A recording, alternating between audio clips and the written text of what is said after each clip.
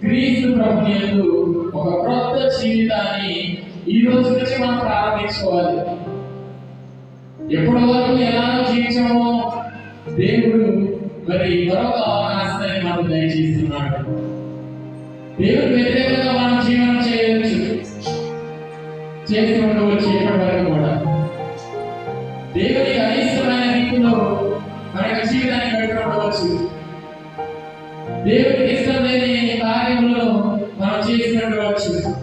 కానీ దేవుడు ఈ తపక కాలంలో ఈ మొదటి రోజున ప్రత్యేకంగా మా అందరినీ మార్పు చెంది ఆ ప్రభువు యొక్క ఆశీర్వాదాలను పొందుకొని పవిత్రమైనటువంటి జీవితాన్ని జీవించమని మన కోరుకోబడినటువంటి దేవుడారా, మనము ప్రకృతిలో గమనిస్తూ ఉంటాం.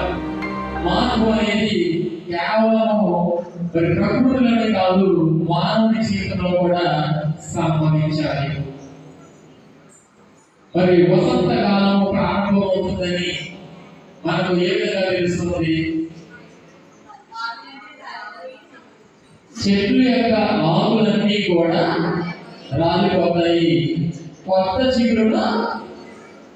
చిగురు వేస్తుంది. ఆ చెట్లన్నీ కూడా, లేదంటే వృక్షాలన్నీ కూడా, అది ప్రతి సంవత్సరం కూడా జరుగుతూ ఉంటుంది. అదే విధంగా మన జీవితంలో చెడు క్రియలన్నీ కూడా దేవుడు మన నుండి ఆశించినటువంటి వ్యర్థమైనటువంటి క్రియలు కావచ్చు, వ్యర్థమైనటువంటి కార్యములు కావచ్చు, వాటన్నిటిని కూడా, చెడు సద్గుణాలన్నీ కూడా మనం విడిచిపెట్టి